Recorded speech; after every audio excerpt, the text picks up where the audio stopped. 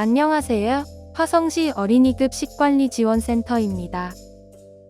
오늘은 식품 알레르기 관리 방법에 대해 알아보겠습니다.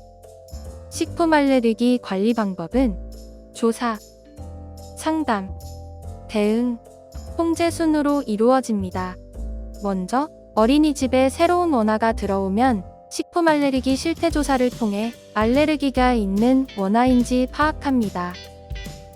입학 시 또는 신규 알레르기 발병 시에 조사가 이루어지며 식품 알레르기 원인 식품 및 어떤 증상이 있는지 전문가의 진단으로 이루어진 근거인지 등의 다양한 내용을 조사합니다.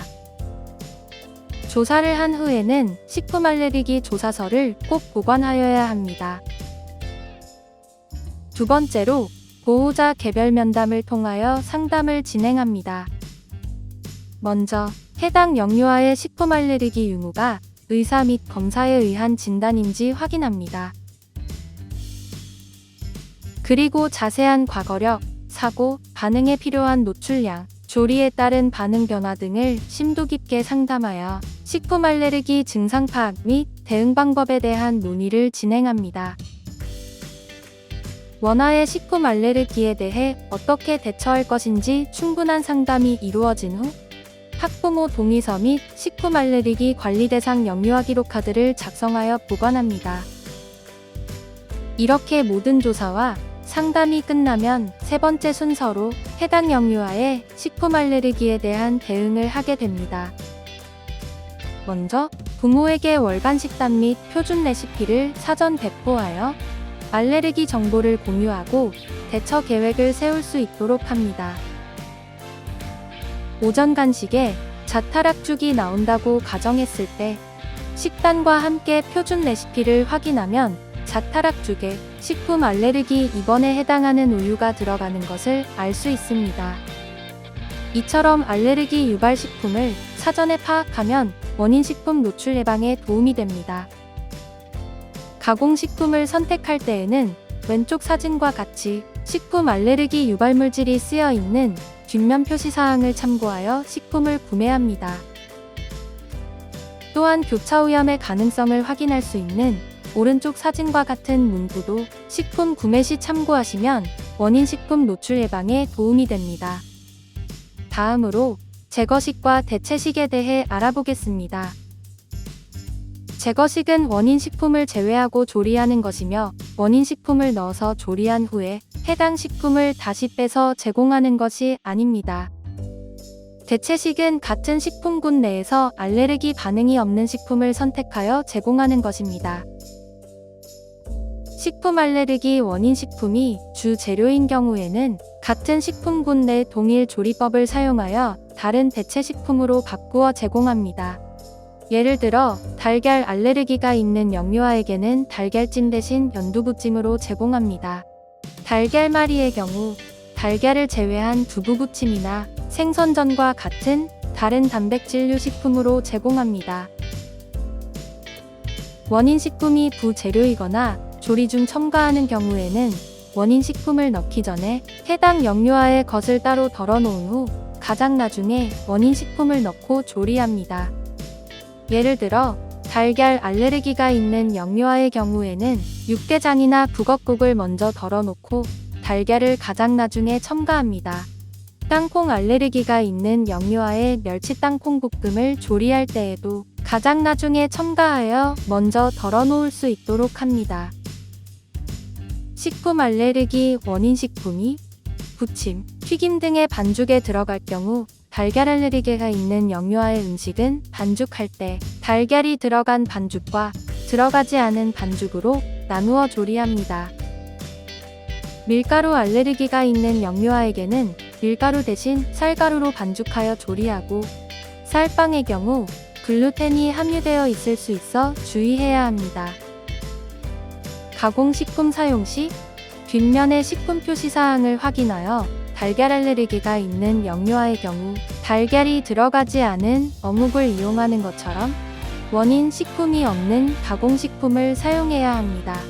모든 대체 식품 선택 시 교차 반응에 유의한 후 제공하여 주세요. 다음은 많이 궁금해하시는 대체 식품의 예시입니다. 먼저 우유는 두유로 대체 가능하며, 대두는 식물성 단백질로 같은 단백질류인 생선, 돼지고기, 닭고기 등으로 대체 가능합니다. 밀은 같은 탄수화물인 감자나 쌀로 대체 가능하며, 달걀도 같은 단백질류인 돼지, 소, 닭고기, 두부 등으로 대체 가능합니다. 돼지고기는 소고기나 흰살 생선 등으로 대체 가능하며, 생선은 소, 닭고기, 달걀, 두부 등으로 대체 가능합니다. 특정 과일이나 견과류에 반응하는 경우 교차 반응에 유의해 반응하지 않는 과일이나 견과류를 제공합니다. 또한 조리 중 교차 오염 방지를 막기 위해 다양한 주의가 필요합니다. 첫째, 프라이팬 등 조리 도구를 돌려 쓰지 않습니다. 둘째, 조리 시 식품 알레르기 유발 식품이 다른 곳에 튀지 않도록 주의합니다. 셋째, 버무리는 음식의 경우 우선적으로 식품 알레르기 유발 식품 제거 메뉴부터 만들도록 합니다. 넷째, 조리 실수를 막기 위해 조리 시간과 보관 공간을 구분합니다. 다섯째, 모든 공정에서 세척 및 소독을 철저하게 진행합니다. 칼도마 사용 시에도 육류용, 어류용, 채소용, 완제품용으로 구분하여 조리도구로 인한 교차 오염을 주의해야 합니다.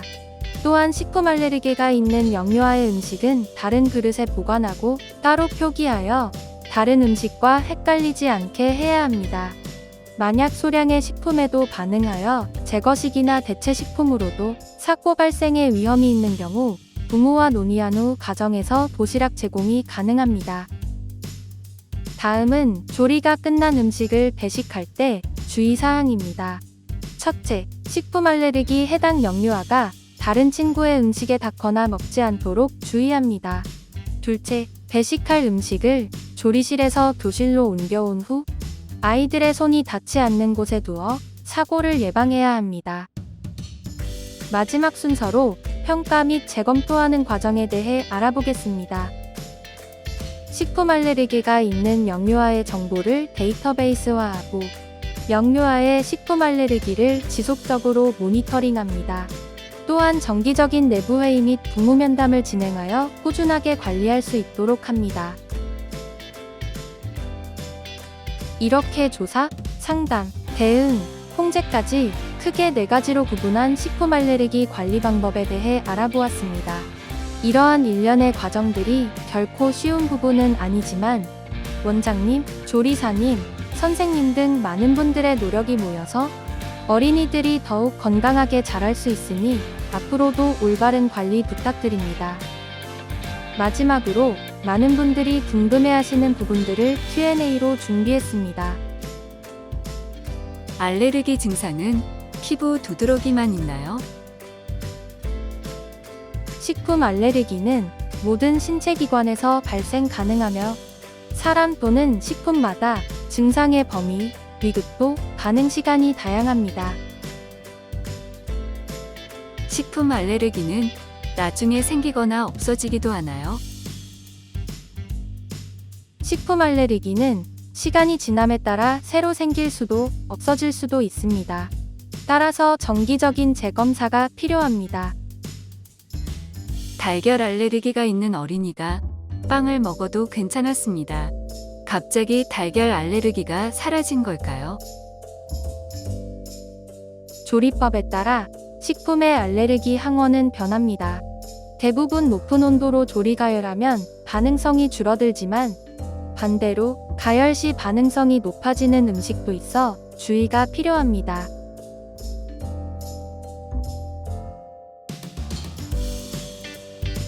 이렇게 식품 알레르기 및 관리 방법에 대하여 2편에 걸쳐 함께 알아보았습니다. 감사합니다.